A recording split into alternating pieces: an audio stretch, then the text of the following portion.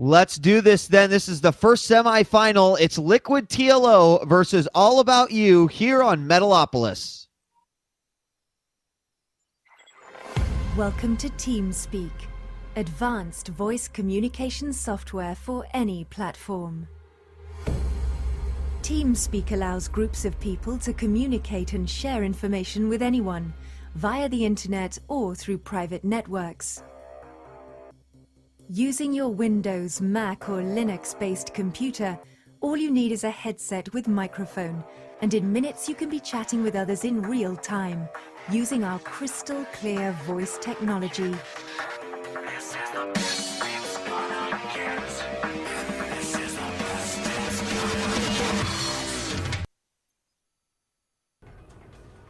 All right, folks, here it is. It's game number 1 of semifinal number 1 for the TeamSpeak Team Liquid Open number 11 and TSL 3 qualifier number 4. I'm djWHEAT. Joining me is Wolf, and we have got our starting positions here. Liquid TLO is going to be spawning in the 6 o'clock position on Metalopolis as the purple Terran, and his opponent, FXOmOoNan, will be spawning as the red Terran in the 9 o'clock position. It should be noted that although TLO was playing random, it sounds like he has decided to go with Terran for the semifinals. Is that the case? I actually did not know that. So that's kind of interesting. Of course, this tournament does allow you to raise pick in between rounds, whereas a lot of tournaments don't allow you to do that. So it's kind of interesting that he would choose that. I guess he feels more confident in the TVT matchup, and he's a little bit concerned maybe about getting another race he doesn't feel as comfortable with to play against Terran with. Maybe his ZVT or his PVT is just not as strong as his TVT, so he really wanted to pick that. Yeah, so, I think you're absolutely right about that. He has been known to do that in the past, actually, choosing particular races, even though he plays random normally. Or, I mean, he's changed races a lot. He's switched to Terran, switched to Zerg for a while, and then switched back to random. But in a lot of tournaments, when he was playing random back in the beta, he would just decide on a race a lot of the time to sort of throw away that chance. When he's, I guess, been rolling a lot of one particular race on the ladder, or been doing a lot of practice on one particular race, and he just really felt more comfortable doing that.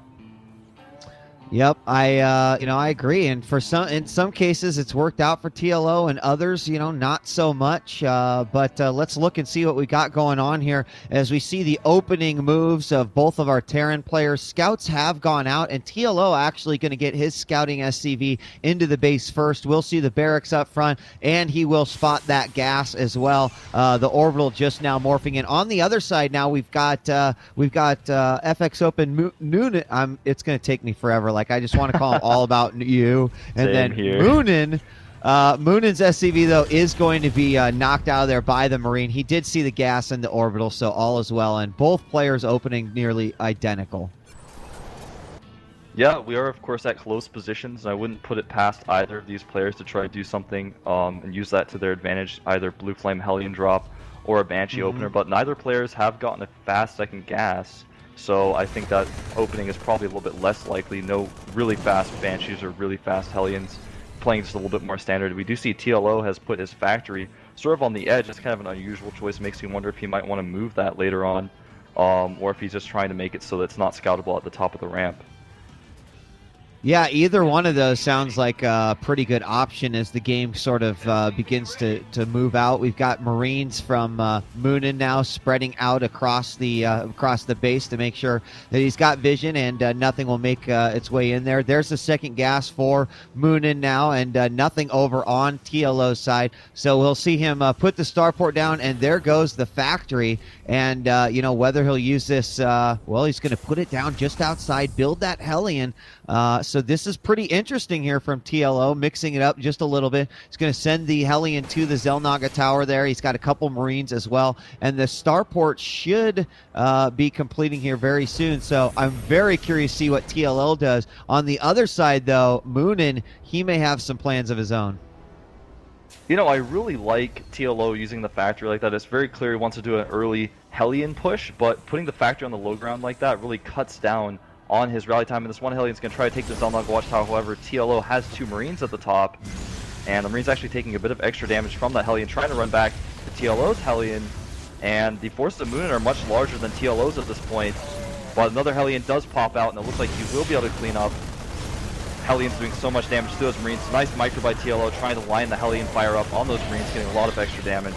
He does clean that up.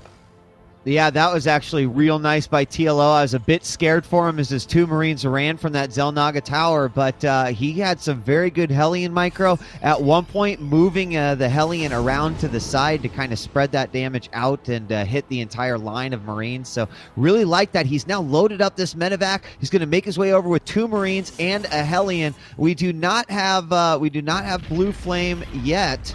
But it is a possibility. There is a Viking, but he'll go in on these SCVs, and the Hellions are going to do a little bit of damage here. Let's see what we got in terms of kills. 1 kill over here, another kill over here as they begin to beat away on these SCVs. And, you know, here comes that tank, and he's only going to get about, well, probably about 5-6 SCVs. He's trying to maximize his damage here, but this Hellion's kind of screwed too because his ride out of here got taken out by that Viking. Yeah, he can't even escape because Moonan has walled off the front, and he's just trying to run away from this tank. The tank looks like he is going to take him out, no problem. But he did soften up a lot of those SCVs. Took out, you know, like you said, about 5 or 6 of them, and that is going to be important. Every little thing does definitely help. TLO being very aggressive. I like that stance. He's going to expand behind this as well, throwing down a command center at his natural right now. And is taking the Xel'Naga Watchtower. Even going to pick off a Viking here, sort of on the edge of the map. So nicely done. TLO just kind of minimizing the amount of information his opponent has while being aggressive at the same time. TLO has dropped down an armory. Meanwhile, 2 more barracks will supplement the 1 that he had put down originally. And as you had mentioned, the expansion's coming from behind. We just now have a command center being built here for Moonan. It is about 25% done, and we will see TLO at least get that expansion up earlier. He's moving some Marines out with this Hellion. There is a single bunker up front, but more importantly, you'll see that Moonan does have siege, and he's got a nicely placed tank, so anything that tries to peek up that ramp is going to get a nice little sting from that siege tank. There's only a handful of Marines. 1 comes out. He's probably going to get taken out. And will that be the bait that will have TLO moving in? Actually, the tank will unsiege and move closer there as he is going to have to get this command center there. But TLO, oh, here it comes. Big hit on the Hellion. And it goes down to about 43 hit points. Meanwhile, in the back, what? Oh, my bad. I didn't even see it. Just a Thor dropping in here, trying to pick off some of these siege tanks. Very creative by TLO. It's very unusual to see a strategy like this, but it looks like it is going to start to pay off here. These SCVs going down so quickly. The Thor doing so much DPS, and he picks it up just in time, runs away. There are no Vikings out right now, so Moonan really didn't have a good way to deal with that. He does have a Banshee out here, which is actually going to take some damage from the Thor. Nice micro, almost like Reaper micro there, just attacking the Banshee very quickly and then picking up the Thor before it takes damage. Excellent micro there by TLO. Drew the attention to the front while he dropped that Thor in the back. Was quite brilliant. The next time that happens and I miss something and you're like looking at it, just like slap me in the head. Okay, well, good distraction there by TLO. Obviously, he had me totally distracted.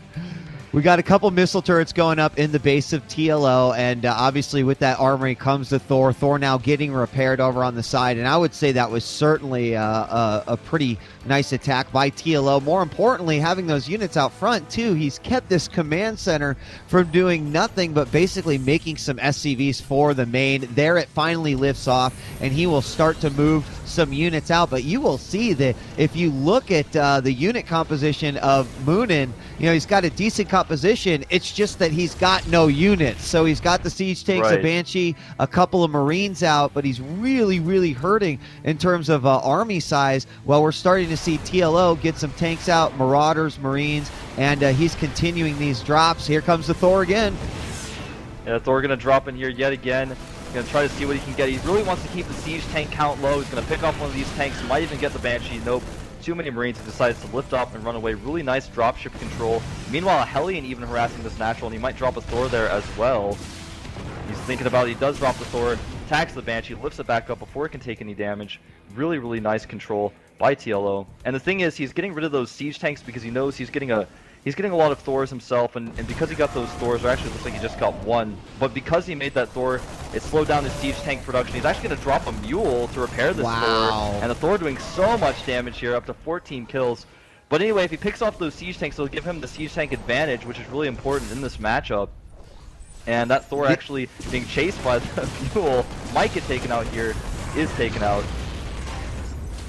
Yeah, Wolf, I mean, we are seeing a really, really impressive TLO amidst all that attacks. His command center for the third is about ready to go down. He's got this nice, I wouldn't necessarily call it a contain, but he's, certainly has kept his Moonan from doing basically anything here at his natural, just now getting the mining up. He's loaded up a dropship and he's got a Banshee and could be heading over for some sort of air counterattack, but look at the Marauder count for TLO. He's got tanks out here. Siege is being researched for him as well. So this is going to be a death trap here for Moonan as, the Banshee's taken out by the one missile turret over on this side. And these Marauders will completely deny this drop, making it totally ineffective. He can't really chase the medevac. Oh, he can. He's got a Viking out as well. He's not going to, but he is just looking so strong right now. Once he expands behind this, it's going to be very, very hard for his opponent to catch up. Yeah, TLO basically looking unbreakable at this point. He's being very aggressive. He's even going to move out with some Marauders right now towards the Zelnaga Watchtower. Take out those Marines at the top. Marauders taking minimal damage, of course, having medevacs to heal them. Really important. If the Harvester count is 56 for TLO to 42 of Moonan, and so he's ahead in economy, and he's just winning the air battles with those Vikings, picking off the dropship there. Just totally controlling everything that Moonan is doing. Moonan is just trying to catch up. He knows he's behind. He's going to try to do some harassment. TLO knows this, so he's just staying really on top of things. And I really like this. Is kind of like TLO and the beta of the TLO that everyone loves. Just two unusual strategies, and they're extremely effective. So it's pretty exciting to see. I totally agree. I mean, what you said about this being beta TLO, I totally agree. We got some missile turrets going down and 3 medevacs making their way in. Tanks are going to drop inside the base of Moonan and siege up, and this is going to be ridiculously damaging here for the Terran player Moonan. As he moves forward, he will quickly stem the Marauders, take out that siege tank. SCV's desperately trying to repair, but they will get taken out as well thanks to the tanks, and this is just absolutely ridiculous. TLO with some great drops here. Looks like the Marines will finally clean things up, but all the SCVs have pretty much been wiped out there. Looking at the Harvester count, 34 for Moonan to 61 here for TLO. Now he's going to go ahead and make another counter drop, but TLO, he's just got mad coverage.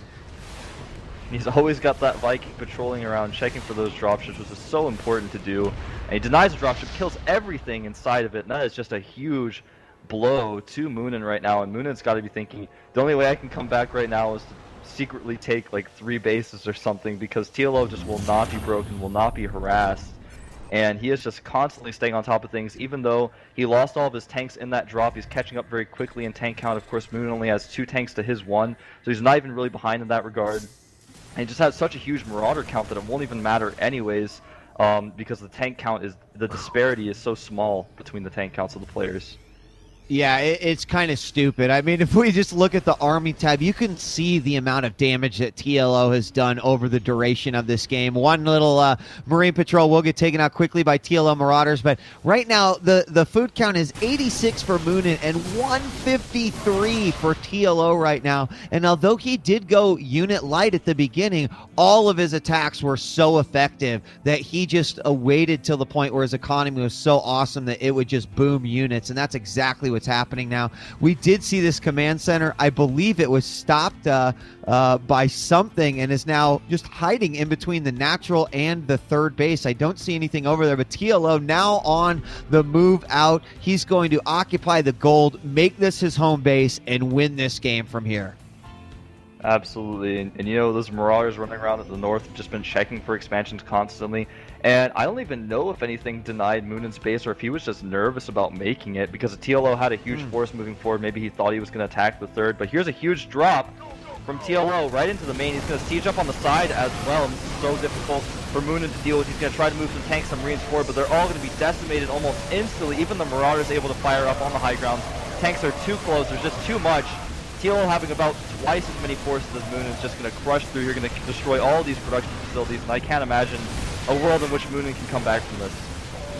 I can't either, Wolf. This is looking pretty grim as these production buildings go down. There's absolutely nothing that Moonan will be able to do. TLO really handling his opponent quite nicely on this map, of course using much of the utility of the Terran race. Saw just about everything from the opening with the Hellions to the Thor drop, and we'll talk a little bit about that. What is Moonan trying to do? He's pulled all his SCVs now. Siege tanks on the outside, just supplementing the damage, and it will be GG as Moonan will call it and go down to TLO in game number 1 of this semifinal. And that was a very, very impressive display. Wolf, I think you said it best in that matchup when you said this looks like that beta TLO that we all got nerd chills when we watched him go like, ooh, that was so cool. And there were definitely some sweet tricks we saw out of him.